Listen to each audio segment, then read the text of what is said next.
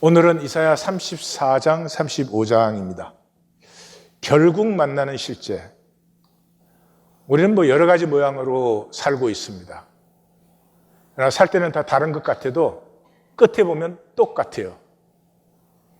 결국에 만나는 실제는 똑같은 실제입니다.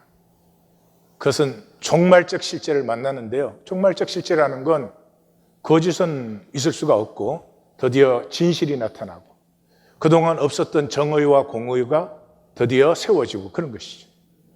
그래서 믿음은 종말적 실제를 만난 열매예요. 우리가 믿을 수 없죠. 선물이라고 했지만 우리가 믿는다고 되는 게 아니고 40일 금식 기도를 400번 한다고 믿을 수 있는 일은 아니에요. 종말적 실제를 만나면 피어나는 것이에요. 오늘은 두 사람을 소개합니다. 두 사람은 같은 시대를 살았고 두 사람 다 역사의 분수령이 된 사람이에요.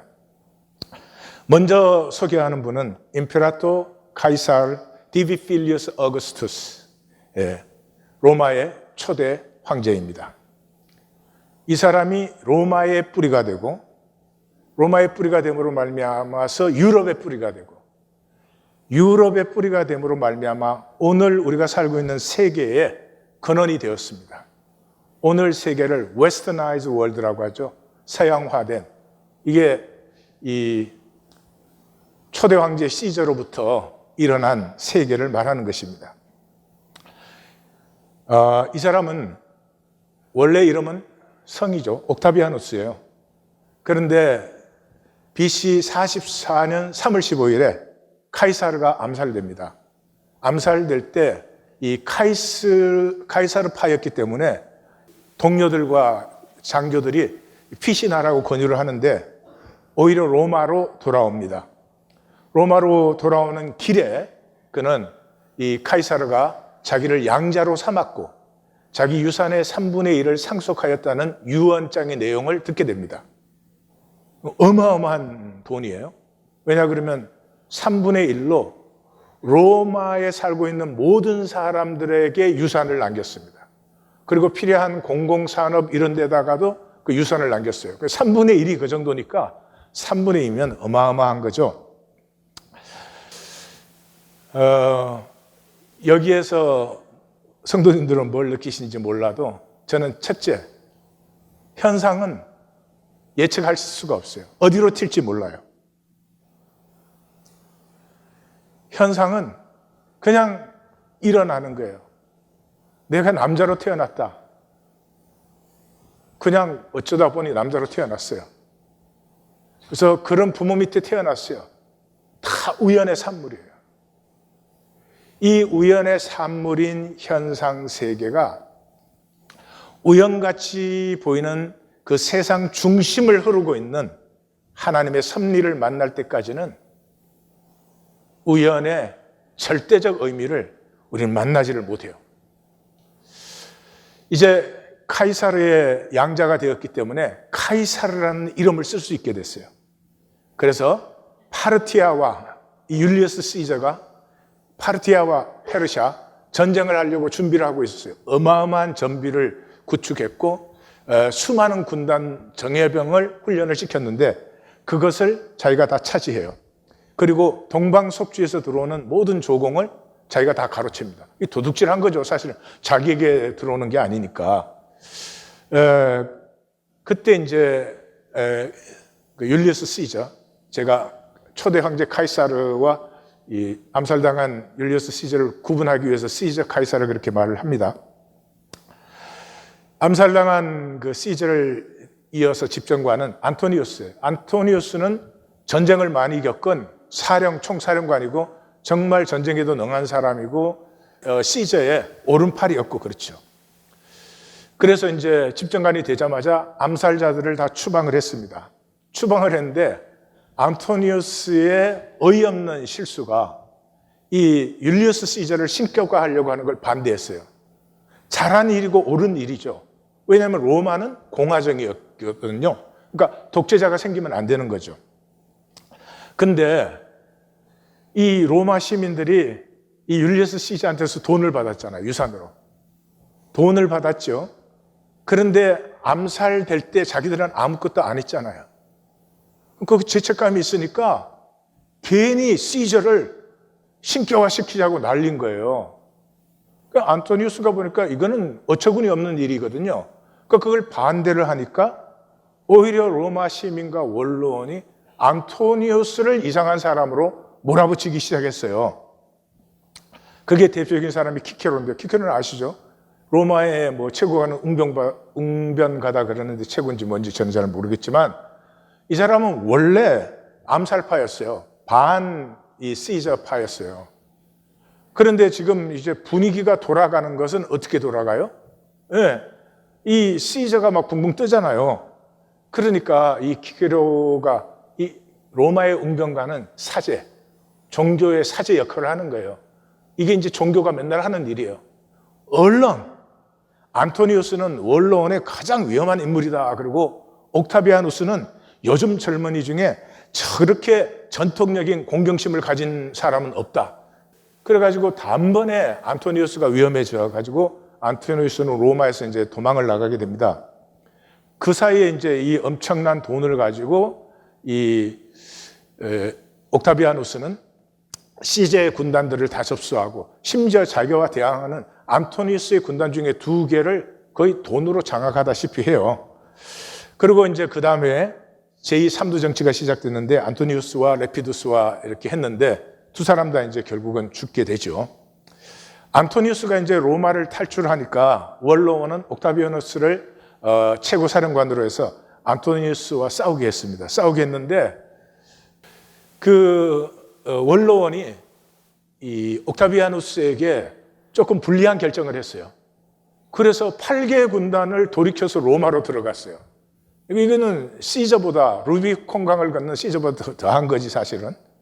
그렇게 해가지고 들어가서 이제 자기가 집정관이 되니까 이 옥타비아누스가 집정관이 된 총리가 된 거죠. 이게 원로원도 시민도 군대도 다 지지하는 거예요. 왜요? 돈을 뿌렸죠. 땅을 나누어 줬죠. 여자를 막 나누어 줬어요. 그래서 원로원은 이 옥타비아누스에게 독재권과 아우구스투스는 존엄한 자라는 뜻이에요. 그 칭호와 종신 호민관에 임명을 했어요. 호민관은 국회의장이에요, 우리로 말하면. 그래서 그 다음 해에 그 카이사르를 신격화시키고 신격화됐으니까 자기는 신의 아들이 됐죠. 그래서 자기는 이제 정식으로 디비 필리우스, 신의 아들이라는 칭호를 쓰기 시작합니다. 그리고 40년 3월 15일 카이사르 그 암살 기일에 원로원 의원 300명을 죽이고 그 밑에 있는 기사 계급들을 엄청나게 많이 죽이고 페루시아라는 도시를 하나 딱 찍어가지고 이게 반 옥타비아누스 도시거든요. 그 도시를 완전히 말살시켰습니다. 다른 장군들과 다른 도시에 경고하는 거죠. 나 반대하면 이렇게 된다. 근데 이게 마음대로 되는 일은 아니죠. 이게 통했던 이유가 옥타비아누스 시대의 첫째 경제 부흥이에요. 항상 경제 부흥이에요. 네. 경제 부흥하면 신격화돼요. 왜 경제 부흥이 됐어요? 로마는 전쟁이 끊이지 않는 나라였어요. 근데 악티움 해전에서 옥타비아누스가 딱 승리하면서 전쟁이 딱 끝났어요. 그때로부터 200년 이상 전쟁이 없으니까 이제는 상인들이 교통할 수 있고 물류가 통하기 시작해요. 그러니까 경제가 부흥되고 또 원정 가서 약탈된 것들이 들어오죠. 무역이 부흥하죠. 모든 속주의 세금이 로마로 들어오죠. 그러니까 군대, 제향군인들이 전부 옥타비아누스에게 충성을 맹세하고 그는 임페라토르, 총사령관, 총지휘관이 됩니다. 원로원의 정적을 제거하고 로마는 원래 군대가 있을 수 없는 도시예요. 그런데 거기에 황제 친위대를 창설했어요. 근위대를 창설했어요. 그래서 이 팍스 로마나 200년 넘는 기간 동안에 로마는 엄청난 흥청망청을 누립니다. 파르티아와는 평화협정을 맺었어요. 이렇게 참 똑똑한 사람 같아요. 로마는 파르티아에 이겨본 적이 없어요. 폼페이우스, 크라수스 다 한 번씩 들어가 봤지만은 좋은 결과가 나온 적이 없어요. 율리어스 시저가 싸우겠다고 몇 번을 벼르고 뭐 돈도 엄청나게 준비를 했지만 결국은 못 싸웠어요. 그러니까 평화협정을 맺었고, 그리고 세제를 완전히 정비하고 교통, 이게 모든 길은 로마로 통한다 하잖아요. 그게 보통 의미가 아닙니다, 여러분. 그 당시에 로마로부터 모든 지역을 통제하기 위해서는 도로를 포장하고 교량을 건설하고 터널을 뚫고 휴게소를 만들어요. 그래서 전에는 일기가 나쁘면 계절이 겨울에는 여행을 못해요. 이제는 전천후 통하는 게 가능해졌어요. 이 도로 교통망이 언제까지? 산업혁명이 일어나서 전기기관이 생길 때까지 이 도로망이 전 세계를 유지시킨 거예요. 그리고 로마를 재개발했어요. 그가 죽자 신으로 선포되었고, 그래서 8번째 딸 이름이 어거스트가 됐어요. 역사의 현상은 우연의 산물이에요. 만약에 율리어스 시저가 자기 후계자를 안토니우스로 지명을 했다면 세계 역사는 완전히 달라졌을 거예요. 그런데 돈과 계략과 이런 것으로 권력을 잡고 권력을 잡은 자들은 끊임없이 정적을 제거하는 이런 세계가 이 옥타비아누스로부터 출발이 되었습니다. 뭐 그전에도 있었지만 이걸 제일 잘 표현한 사람이 톨스토이예요. 전쟁과 평화에서 모든 사람이 나폴레온을 영웅이라고 하는데 톨스토이는 나폴레온은 영웅이 아니고 역사의 물결에 그 정점에 누군가 필요했는데 역사가 나폴레온이라는 개인을 쓴 거지 나폴레온이 역사를 만든 건 아니야. 아주 간단하게 잘 표현을 해줬죠. 오늘 34장에서 35장의 주제는 여호와의 보복과 신원입니다. 피할 수 없는 절대 귀결이죠. 역사의 끝에는 하나님의 뜻이 이루어지겠죠. 당연한 거 아니겠어요? 역사가 마감될 때는 하나님의 통치가 완성되는 거죠. 우리가 지난주에 보았던 28장에서 33장까지의 주제는 그러므로 종말적 실제를 기다리는 남은 자들이 복이 있다. 종말적 실제라는 건 거짓이 없어진, 불의가 없어진 그 세계를 꿈꾸고 기다리는 자들이 복이 있다. 그러면서 북왕국을 보여주죠. 여로보암 2세의 최고의 GDP를 누린 시대예요. 흥청망청, 술 취했다는 표현이 3번이나 나올 정도. 그래서 하나님의 말씀을 노골적으로 무시했습니다. 돈이 많기 때문에. 그랬는데 유다는 어떻게? 유다는 그렇게 번영을 누려본 적이 없어요. 그러니까 유다는 뭘로 하나님을 무시해요? 종교로 하나님을 무시해요. 예. 그 종교는 뭐를 한다고요? 본문에 여호와를 속인다. 여호와를 속인다는 말은 삶의 실제는 돈이야. 삶의 자기 실제는 돈인데 하나님이 자기 실제라고 입술로는 말을 한다는 거지. 이 백성이 마음은 내게서 먼데 입술로는 내게 가까이 한다 이 말이죠. 왜요? 왜 이 사람들은 종교 만들어가지고 여호와를 속이는가? 절기를 모르기 때문에. 절기를 모른다는 말은 시온을 모르는 거예요. 시온이라는 말은 예루살렘이 여호와의 임재 앞에 온 백성이 한 가족으로 모였을 때를 시온이라고 하는 거예요. 그러니까 하나님 앞에서 우리 모두는 한 가족이죠. 한 하나님으로부터 나왔으니까. 그래서 소박할 때 이 세상에 대해서 가장 강력한 사람이 돼요. 소박한 사람은 실제를 살아요. 그리고 다스림의 권세가 있어요. 네. 시골 엄마처럼. 시골 엄마는 실제예요. 시골 엄마한테 헐메스 줘야 아무 소용이 없어. 헐메스 받으면 그거 갖고 가서 호박 따가지고 넣고 온다니까.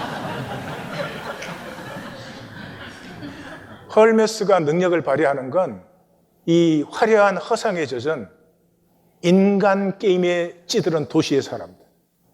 그저 일생이 네가 잘났냐 내가 잘났냐 이거밖에 없는 사람들. 그게 강력한 능력을 발휘해요. 그러나 우리가 한 가족임을 알게 되면은 그런 것들은 웃기는 허상이 되는 것이죠. 오늘 34장에서 35장까지는 시작이 여호와께서 열국을 소환하십니다. 드디어 여호와의 보복이 나타납니다. 그래서 들으라가 3번, 진멸한다가 3번 나타납니다. 그 대칭되는 부분에서는 그래서 이제 하나님의 역사가 완성되고 순례에서 온 남은 자들에게 종말적인 회복과 잔치가 일어나는 것이에요. 그 안쪽으로는 에돔을 예로 써서 이 멸망을 표현해 주는데 여호와께서 만족하실 제사가 드려진다. 이때까지 제사는 거짓 제사였어요. 이때까지 기독교가 드리는 예배는 거짓 예배였어요. 끝까지 그러느냐? 아니에요. 하나님이 만족하실 예배가 드려지는 시간이 온다는 거예요. 시온의 신원이 이루어진다는 거예요. 예. 그래서 그 결론되는 8절을 보면 여호와께서 보복하시는 날 이 시온의 성사를 신원하시는 해라고 합니다. 예, 그리고 땅은 피에 취하고 그 기름에 윤택하게 된다.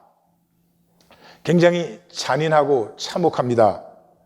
아무리 하나님의 심판이지만 어떻게 이럴 수 있느냐? 근데 하나님은 그렇게 하시지 않아요. 실제는 참혹함이 없어요. 실제는 인내합니다. 실제는 긍휼이에요. 그런데 하나님으로부터 단절된 사람들, 다시 말해서 거짓이요 허상인 현상을 실제로 사는 사람들에게는 이 하나님의 섭리가 완성될 때, 그 하나님의 좋았더라 심히 좋았더라가 완성될 때, 그것을 이때까지 자기는 실제로 인정하지 아니하였고 단절된 자기 삶을 살았던 사람은 다시 혼돈과 공허와 흑암으로 들어가죠. 그 혼돈과 공허와 흑암으로 들어가는 그 사람들의 심령이 그런 잔인함과 참혹함을 느끼는 것이지 실제는 잔인함도 없고 참혹함이 없어요.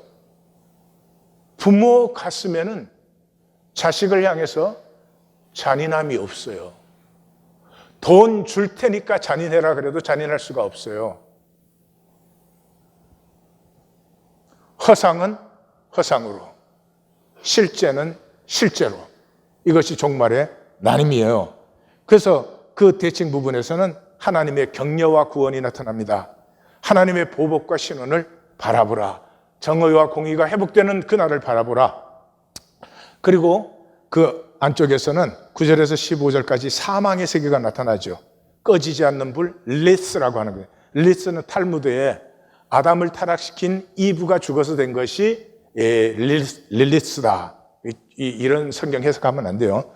근데 그래서 영어 번역에는 이거 뭐 마녀, 괴물, 짐승 이렇게 번역되어 있는 것인데 그냥 심플해요.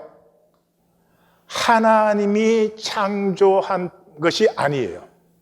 이 어둠의 세계와 릴리스는 이게 하나님의 세계는 이게 구분이 돼야 돼요. 남자나 여자나 뭐 나무냐 사람이냐 이렇게 해야 되는데 이것은 카테고리를 정할 수가 없어요. 이게 사람이냐? 사람도 아니에요. 이게 뭐 죽은 거냐? 죽은 것도 아니에요. 그럼 살았냐? 살은 것도 아니에요. 카테고리가 결정되지 않는 혼돈과 공허와 흑암의 세력이 그대로 무저경에 남는 것이죠. 예, 그래서 그 대칭되는 부분은 광야와 사막의 회복이에요. 실제에는 메마름도 없고 죽음도 없죠. 생명은 죽음이 있으면 생명이 아니죠. 생명은 죽음을 넘어서는 것이죠. 그러므로 이 메마름과 죽음, 광야와 사막이 회복되어서 종말적으로 회복된 본질이 나타난다. 그리고 그 중심이 16절에서 17절이에요. 이 모든 것을 집행하는 여호와의 집행 근거가 도대체 뭐냐? 이렇게까지 하느냐? 영원한 유업인 여호와의 책이다 하는 거예요. 먼저 포로들의 한이 여기 보여요. 에돔을 예로 들었잖아요. 에돔을 예로 든 것은 첫째로는 이순신이에요. 선지자가 모압, 에돔 계속 예로 드는 것은 이 포로로 잡힌 포로원들이 가장 잘 알고 딱 느끼는 거니까. 두 번째는 이 에돔은 바벨론이 예루살렘을 멸망시킬 때 선봉했었던 사람들이에요. 그리고 숨어있는 사람을 색출해서 이 느부갓네살한테 보고해 준 자들이에요. 뿐만 아니라 이 뒤에 순례자들이 올 때 이 순례자들이 에돔 광야를 지나잖아요. 근데 순례자를 약탈했어요. 그러니까 에돔이 천천지의 원수예요. 근데 고기까지만 해도 미운데 더 미운 건 생존의 대가야. 얘들은 죽지를 않아. 이 모압과 암몬이 다 멸망했을 때에도 에돔은 멸망을 안 했어요. 오바닷을 보면은 바이텀에 살았다 그러니까 아마 이 멸망시키러 들어가는 게 너무 귀찮았던 것 같아요. 하여튼 그래서 알렉산더 때에 가서야 멸망을 했어요. 근데 알렉산더 때 잠깐 멸망했다가 이게 어떻게 다시 살아나가지고 예수님 때에도 에돔이 살아 있었잖아요. 그리고 헤롯이 에돔 사람이었죠. 결국은 예루살렘이 멸망하고 나서 2년 후 72년에 완전히 멸망합니다. 근데 이제 그동안 유다는 에돔과 갈등이 많았죠. 아라바의 구리광산과 아카바만의 엘라산 때문에. 그래서 성경 전체는 에돔 심판의 그 기절들이 저렇게 많이 나옵니다. 근데 그 핵심은 뭐냐 그러면 지난주와 똑같이 하나님께서 보시는 중심 제약은 가족됨을 거부하는 것이. 하나님에게는 우리 모두가 한 형제 자매예요. 한 가족이에요. 왜? 다 하나님이 창조하셨으니까. 아버지 마음에 제일 아픈 거는 형제끼리 싸우는 거예요. 형제들은 어떻게 느낄지 모르지만 부모 마음에 제일 아픈 것은 형제가 싸우는 것이라고요. 그래서 지난주에도 보았지만은 하나님의 진노가 어디에? 이 가족됨을 파괴하는 자리에 임해요. 그런데 에돔이 바로 그것을 한 것이죠. 신명기에 보면은 너는 에돔 사람을 미워하지 말라. 그는 내 형제다. 이 이스라엘 사람들 보고 에돔 사람 미워하지 말라고 해요. 그런데 이스라엘이 에돔이 킹스 하이웨이 왕의 대로에 위치했거든요. 모두가 지나가는 길이에요. 그래서 이스라엘이 우리도 좀 지나가게 해달라고 요청했는데 에돔이 거부했죠. 모든 사람에게 다 허락하면서 형제에게는 거부했어요. 왜? 이해가 안 되는 일이니까. 오바다서에서는 그래서 내가 내 형제 야곱에게 행한 포악으로 말미암아 부끄러움을 당하고 영원히 멸절된다. 내가 멀리 섰던 방관하던 날, 언제 예루살렘 멸망할 때, 그때 너도 그들 중에 한 사람 같았다. 너는 형제인데 어떻게 그럴 수가 있어? 그래서 내가 형제의 날, 그 재앙의 날에 내가 입을 크게 벌렸다. 입을 크게 벌렸다는 말은 웃었다, 좋아했다 그런 말이죠. 그러니 에돔에 대한 하나님의 심판을 우리는 이해합니다. 그래서 이 포로들, 지금 포로로 잡혀왔는 이 포로들에게 쌓인 에돔을 향한 한은 시편 137편에 잘 표현되어 있어요. 여호와여 예루살렘이 멸망하던 날을 기억하시고 에돔 자손을 치소서. 그들의 말이 헐어버리라 헐어버리라 그 기초까지 헐어버리라 하였나이다. 기억하십니까? 말라기에서 이스라엘과 하나님 관계는 끝납니다. 그런데 이스라엘과 관계를 끝나는 하나님의 말씀의 중심이 뭐예요? 말라기의 2장 10절. 우리는 한 아버지를 가지지 아니하였느냐. 한 아버지 밑에서 우리가 한 형제 자매인데 어떻게 권력 가졌다고, 어떻게 힘을 가졌다고, 그것도 힘없는 과부와 고아와 가난한 자들을 착취하는, 그건 내가 나를 버린 거죠. 인간성을 버린 거죠.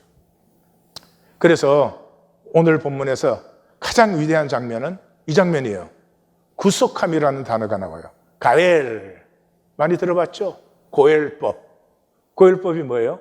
가족이기 때문에 상대방의 피해와 상대방의 실패한 것을 내가 다 보상해 주는 거예요. 가족이기 때문에 고엘법. 그래서 가엘이라는 단어예요. 이 가엘이라는 단어가 동사로 쓰일 때는 주어는 하나님밖에 없어요. 사람에게는 못 쓰는 단어예요. redeemed. 근데 이 구속함과 더불어서 받는 단어가 있어요. 속량받다, 받아. ransomed. 그러니까 하나님의 구속함을 내가 받아야 돼요. 근데 이 받는 길은 그냥 교회 왔다 갔다 하는 게 아니죠. 지금 포로들은 이 예루살렘에서 그 포로지까지가 1500km예요. 부산에서 신의집까지를 왕복하는 길이에요. 근데 그게 죽음의 사막이에요. 그 사막의 길을 건너서 시온을 향해서 나와요. 이제 우리가 52장 가면 만나겠지만 내 하나님이 통치하신다는 말을 전하기 위해서 산을 넘는 발이 어찌 그리 아름다운고. 포로지에서 하나님을 만났어요. 그래서 멸망한 시온으로 돌아와요. 멸망이 아니다. 우리를 회복하기 위한 하나님의 섭니다. 진정한 통치는 바벨론이 아니라 하나님이 하고 계신다는 이 말을 전하기 위해서 돌아오는 발길이 어찌 그리 아름다운고. 구원받는다는 것은 하나님은 자기 전체를 주셨습니다. 그 전체를 던지신 사랑을 받는 길은 전체밖에 없어요. 나는 교회 다녀줬어. 그건 혼나야 되는 거예요. 나 그래도 믿었다. 그거 혼나야 되는 거예요. 전체를 던진 사랑을 받는 길은 전체밖에 없어요. 그것을 받아. ransomed. 하나님의 구속하심을, 자기 전체를 던진 그 구속하심을 나의 진실의 전체로 받는 것이에요. 여기에 구원의 비밀이 있고 구원의 신비가 있고 구원의 능력이 있고 구원의 영광이 있어요. 이걸 팔아갖고 기독교는 장사했죠. 교회만 나와주시고 영업에 도움만 되시면 다 구원받았다고 해요.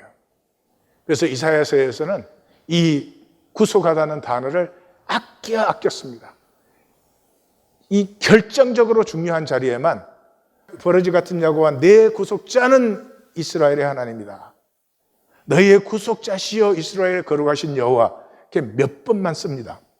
그것을 받는 이 랜섬도 거기에 맞춰서 귀하겠습니다.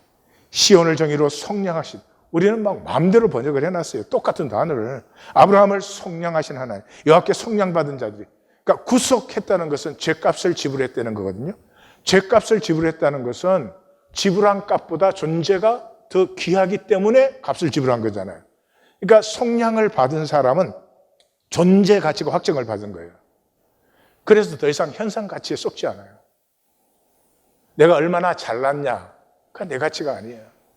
내가 얼마나 더 가졌냐, 그건 정말 유치하고 째째하고 정말 한심스러운 거죠. 우리의 가치는 얼마나 사랑할 수 있으며 이 현상의 세계를 위해서 얼마나 희생할 수 있는가에 있는 것이지.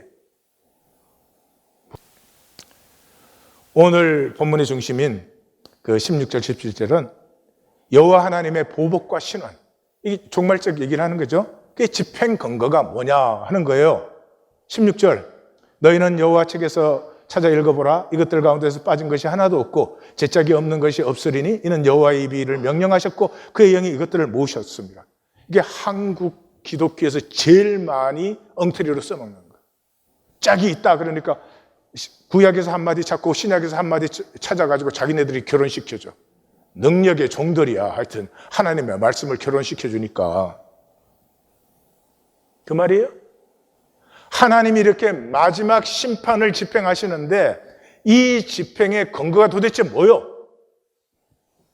여호와께서 말씀하셨고 여호와의 영으로 이것을 기록하여서 너희에게 전거되지 않았느냐.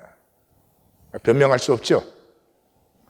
왜 하나님 그렇게 말씀하시고 왜 그렇게 기록하셔서 우리에게 전가하셨는가?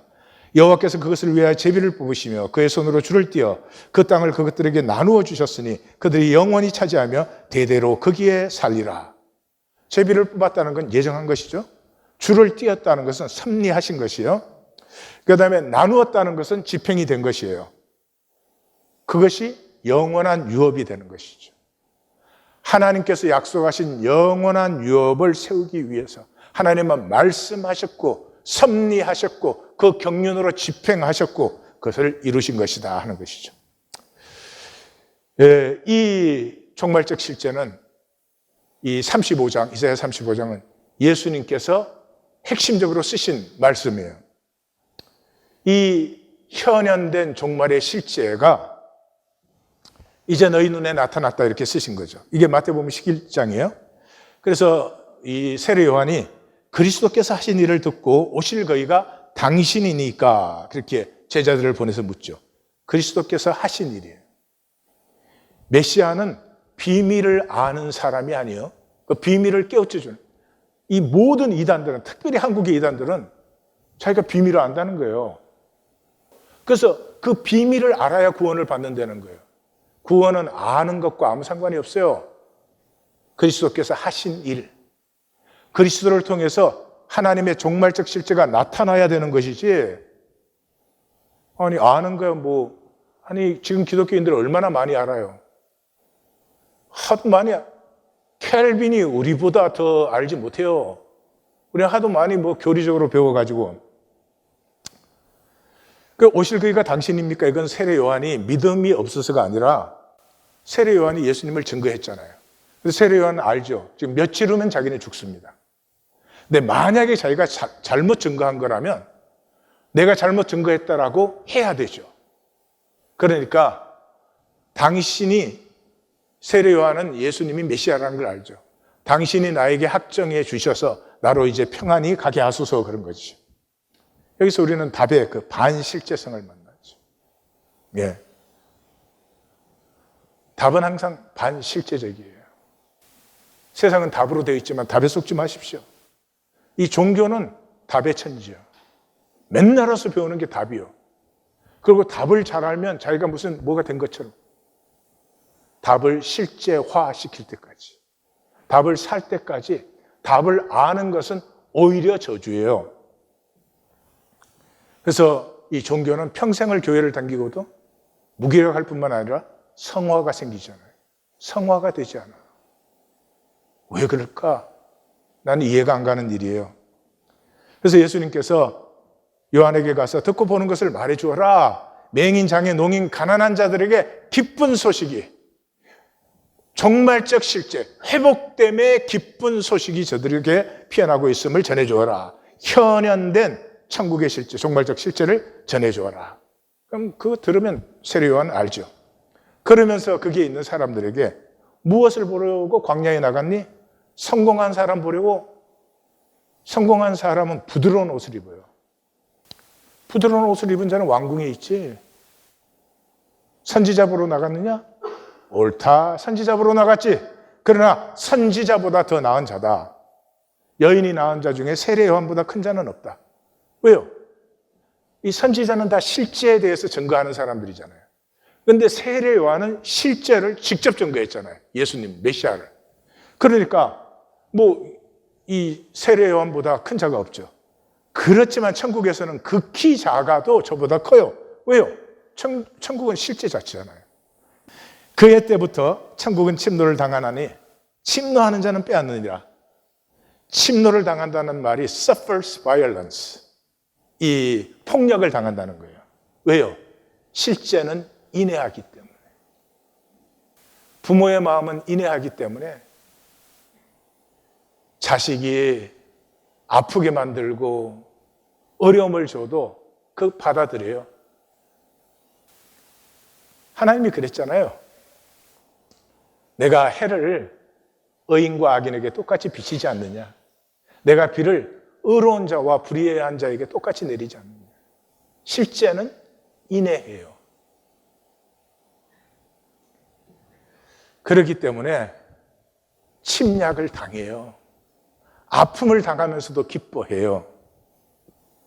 그렇기 때문에 실제를 만난 사람은, 그 실제의 인애를 본 사람은 반드시 구하고 찾고 두드려요.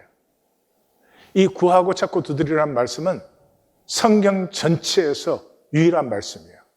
구하고 찾고 두드리라, 삼중으로 표현했어요.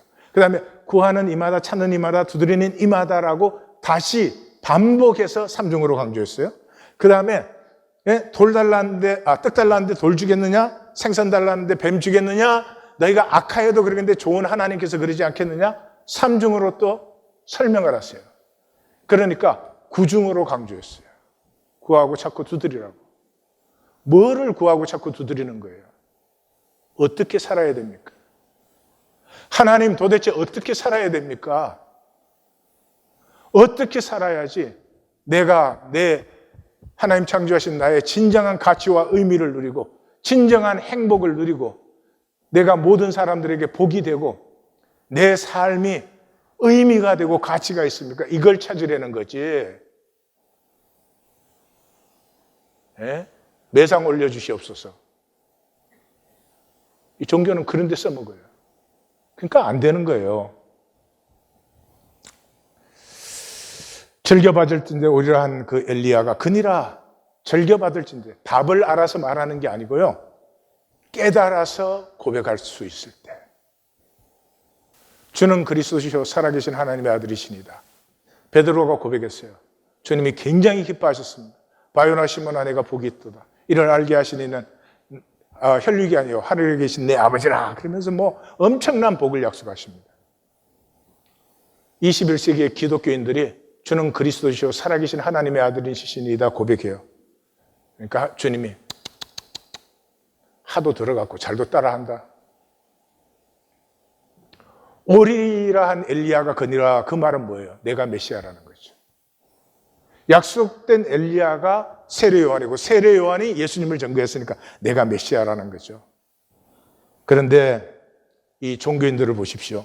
피리를 불어도 춤추지 않고 슬피 울어도 가슴을 치지 않습니다. 요한이 안 먹으니까 귀신 들렸다 그러고 예수님이 먹고 마시니까 먹기를 즐기고 마시기를 탐하는 자다 그러면 종교는 실제가 없잖아요. 종교는 실제가 없으니까 spiritual flatness. 제 말을 다 이해해요. 제 말을 다 이해하는데 그 말의 뿌리는 몰라요. 제 말을 이해 못하면 이 교회에 나올 리가 없죠. 근데 그 말은 하나도 중요하지 않아요. 그 말을 매주일 이렇게 반복하고 있는 저는 왜 그 말을 하고 있죠? 종교를 넘어서서 이제는 하나님의 가족이 됩시다. 한 공동체, 하나가 된 인류를 우리 가꾸어 나갑시다 하는 거죠. 그게 우리로 되겠어요? 그래서 출발이 두세 사람이 임재 안에 모이는 것이 그게 절대 출발이에요. 오늘 두 번째 소개할 사람은 나사렛 예수입니다. 이 카이사르와 같은 시대를 산 사람이죠. 이 나사렛 예수는 오늘 주님께서 직접 말씀하신 것처럼 현현된 종말적 실제예요. 종말적 실제는 레디컬합니다. 레디컬 디스팅션이에요. 중간 지대가 없어요. 이게 사랑의 세계예요. 그래서 마태복음은 종말을 다 설명하고 난 다음에 다시 한번 강조를 하기 위해서 25장을 적습니다. 25장은 종말의 큰 세계 비유를 말씀하세요. 열천의 비유, 달란트의 비유, 양과 염소의 비유예요. 그래서 열천의 비유가 뭐예요? 그래요? 열천의 비유의 끝에 네 사람은 들어갔고 네 사람은 못 들어가고 두 사람은 문에 끼었더라. 그런 거 없어요. 들어갔으면 들어갔고 못 들어가면 못 들어간 거예요. 양과 염소의 비유에서도 그러죠. 저주받는 자와 상속받는 자가 딱 나누어져요. 상속을 3분의 1만 받았대요. 그런 건 없어요. 이걸 대표적으로 보여주는 것이 달란트 비유예요. 그래서 뭐라고요? 착하고 충성된 종아, 내가 작은 일에 충성하였으며 내가 많은 것을 내게 맡기리니 내 주인의 즐거움에 참여할지어다. 그와 대조는 이 무익한 종을 바깥 어두운 데 내쫓으라. 거기서 슬피 울며 이를 갈리라. 둘 중에 하나예요. 종교는 절대로 선택하지 않습니다. 회색지대에 머무릅니다. 언제까지? 종말적 실제를 직면할 때까지.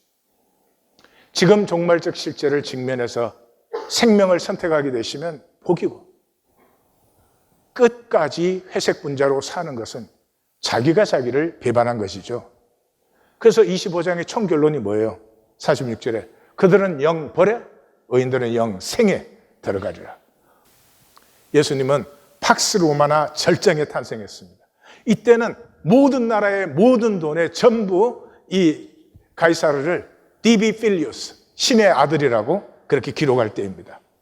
이때 유다는 헤롯이 통치하고 있었는데 헤롯은 로마의 꼭두각시죠. 야망이 어마어마하고 잔인한 사람이었습니다.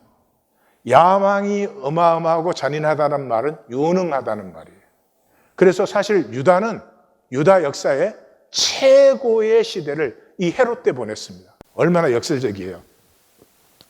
그래서 이 헤롯은 예루살렘을 아덴과 알렉산드리아와 더불어서 로마 바깥의 3대 도시로 만들기 위해서 그 모델이 솔로몬이었어요. 그래서 성전도 솔로몬 성전을 모델로 지은 거예요. 그래가지고 가이사랴 항구를 건설하고 수로를 40마일을 내고 뭐 이런 일을 했어요. 그때 갈릴리는 이 로마와 헤롯의 모든 압박이 총체적으로 모여든 것이에요. 저항의 온상이고 열심당의 본거지고 어부들은 종말적 삶을 살아요. 저는 초등학교 5학년 때부터 중학교를 이 항구에서 살았잖아요. 제가 그때만 해도 일기예보 그런 거 뭐 거의 안 맞아요. 그러니까 배를 타고 떠나면은 돌아오면 돌아온 거예요. 아니면 죽는 거예요.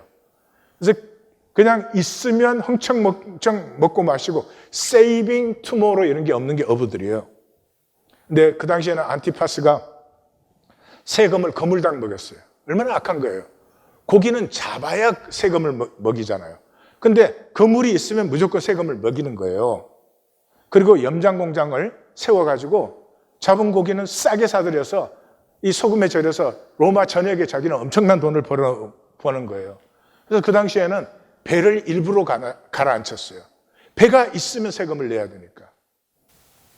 나사렛은 이 갈릴리의 수도인 세포리에서 4마일이 채 안 되는 이 교회예요. 시골이 아니에요. 그래서 유대인 도시였습니다. 이 세포리는. 근데 이제 여기도 세포리도 고고학적으로 발굴이 된 게 얼마 안 됐어요. 20년도 안 된 것 같은데. 그 길을 발굴해 보니까 주택들이 로마화된 주택들에 그 모자이크가 너무나 아름답고 굉장히 그 정원 주택 장식이 화려했어요. 그게 예수님은 목수였습니다. 목수라는 말은 정확하지가 않고 농부보다 더 가난한 하층 일용직 노동자. 우리 여기 길에 나가면 이렇게 하루 이렇게 고용되려고 기다리는 분들 계시죠? 주로 이제 히스패닉들인데 그런 노동자였어요. 그리고 그 당시에 언어는 아람어였어요. 아수르 제국 때부터 공용어가 아람어였어요.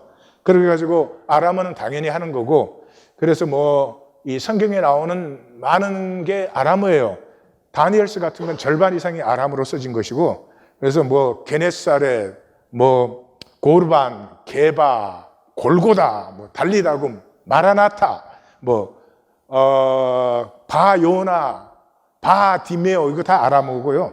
엘리 라마사박단 이거 다 아람어예요, 사실은.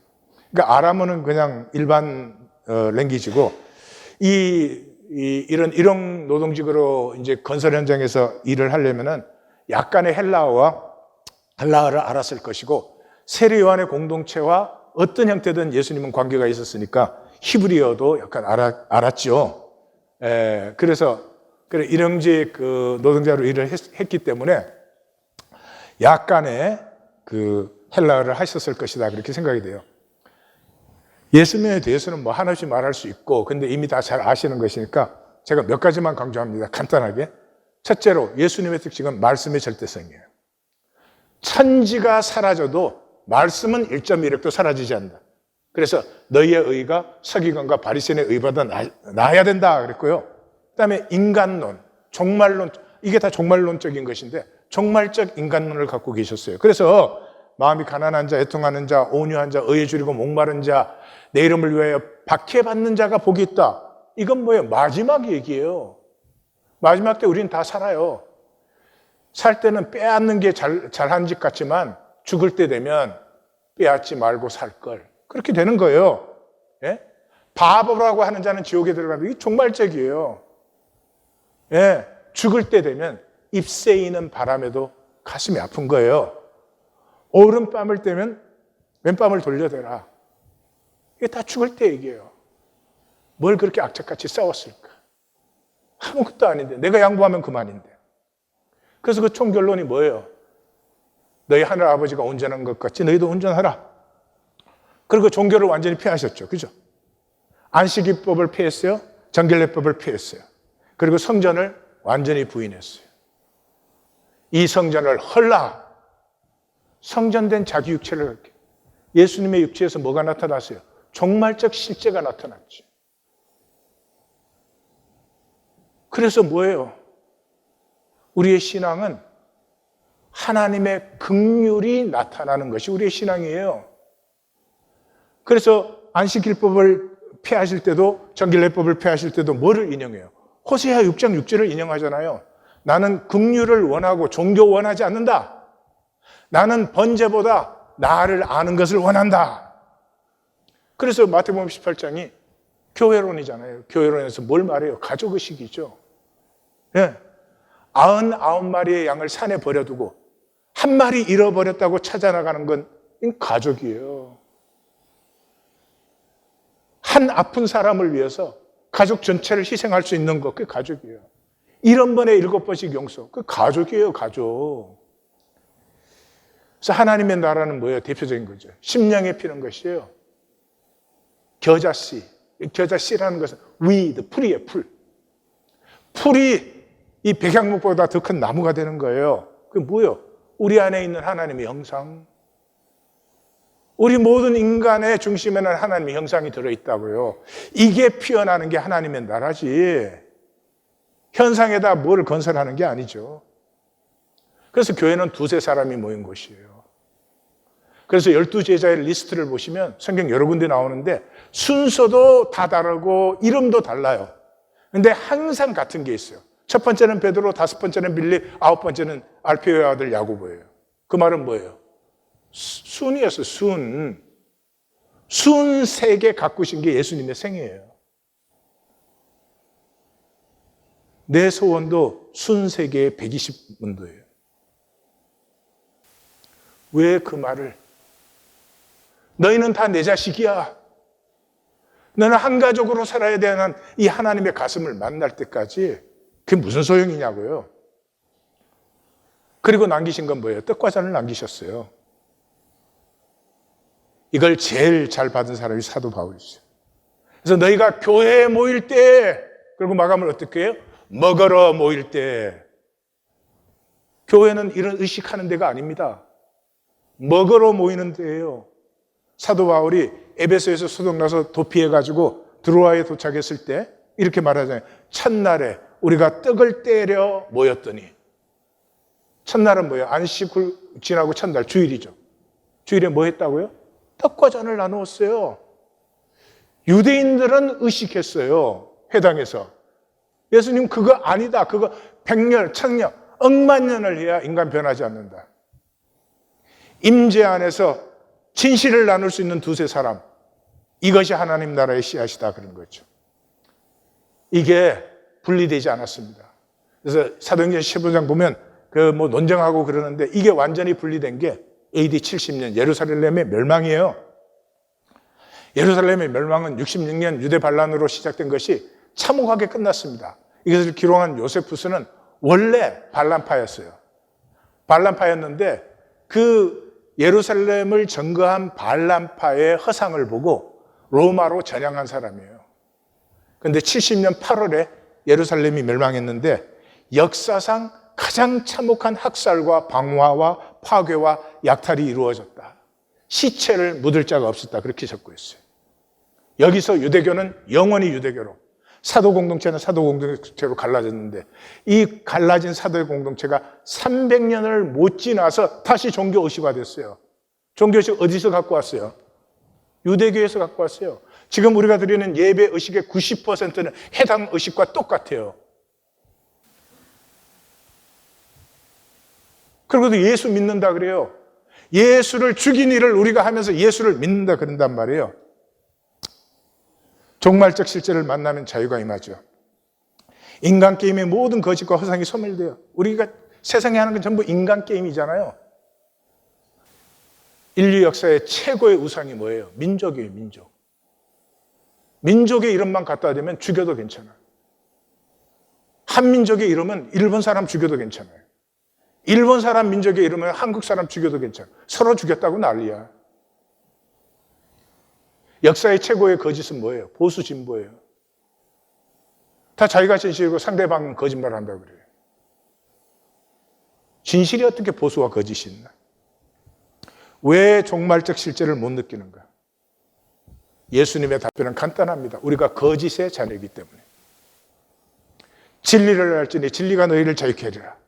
너희는 너희 아비 마귀에게서 났으니 너희 아비의 욕심대로 행하고자 하느니라. 그는 처음부터 살인한 자, 생명을 빼앗아 버린 자요, 진리가 그 속에 없으므로 서지 못하고 거짓말을 할 때마다 제 것으로 말하느니 이는 그가 거짓말장이요 거짓의 아비가 되었습니다. 그 거짓이 뭐예요? 이 현상이 실제라는 거예요. 네? 네 자리가 어디냐? 내 자리가 어디냐? 너는 어떻게 생겼냐? 나는 어떻게 생겼냐? 너는 얼마나 가졌냐? 나는 얼마나 가졌냐? 이 현상이 실제라는, 현상은 우연일 뿐이에요. 우연히 그 자리에 있는 거예요. 실제는 그 자리에 있게 한 것을 섭리로 고백하면서 그 자리에서 종말적 실제를, 하나님의 가슴을 피워내는 것이지, 우리의 현상과 시공 자체는 실제가 아니에요. 그 거짓 세계를 살기 때문에 돈이 신이죠. 우리 중에 돈에서 자유할 사람 아무도 없어요. 딱 한 가지 해결이 있어요. 부활을 만나십시오. 부활은 종말적 실제의 핵이에요. 부활을 만난 사람은 세상의 종로로 탈 수가 없어요. 네. 그동안 수고하셨으니까 영상 하나.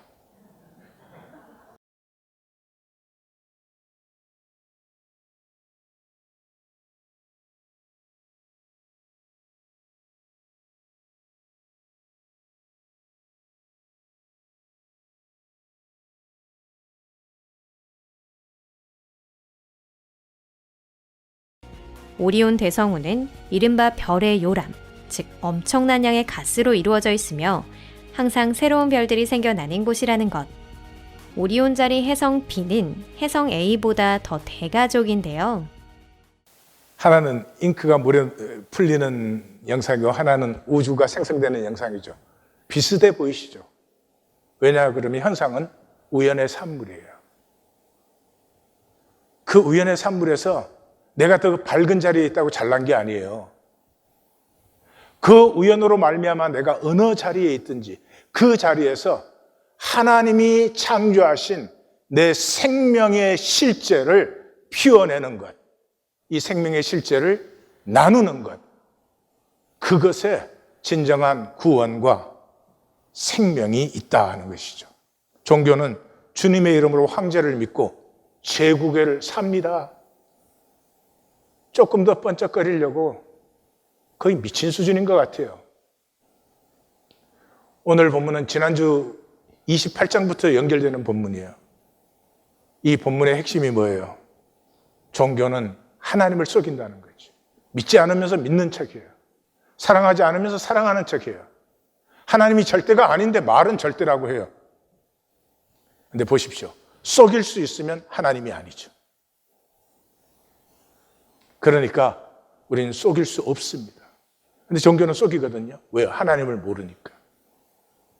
그래서 예수님은 그날에 많은 사람이 나더러 주여 주여 할 텐데 나는 도무지 알지 못하는 사람들이야. 이렇게 말을 했습니다. 그런데 속이는데도, 우리가 속이는데도 기다리시면 참 하나님이세요. 그렇죠? 매주 거짓된 예배를 드리는데 참고 계시면 그분은 참 하나님이세요. 근데 저주는 뭐예요? 그 기다림을 이용하는 거예요. 자식이 아무리 부모의 가슴을 아프게 해도 부모는 참을 수밖에 없습니다. 근데 만약에 자식이 그것을 이용한다면 그것은 비극적인 일이죠. 관계는 거짓 속에서 소멸해가고 사랑은 피해갑니다. 어리석은 일입니다. 나눔과 아이들. 언제까지 쓰러지는 허상을 붙들어지고 사실 것입니까?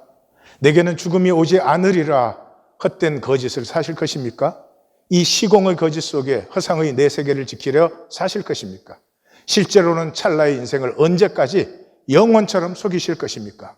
오늘 영원을, 그 구원을, 그 종말적 실제를 받으십시오. 받으시면 됩니다. 하나님, 내가 이때까지 거짓이었습니다. 내 가슴의 진실을 회복해 주시옵소서. 이것으로 하나님에게 충분합니다. 육체에서 자유한 생명, 그 본질을 사십시오. 부활을 사십시오. 종교를 끝내십시오. 함께 기도합니다. 우리 간절히 기도하십시다.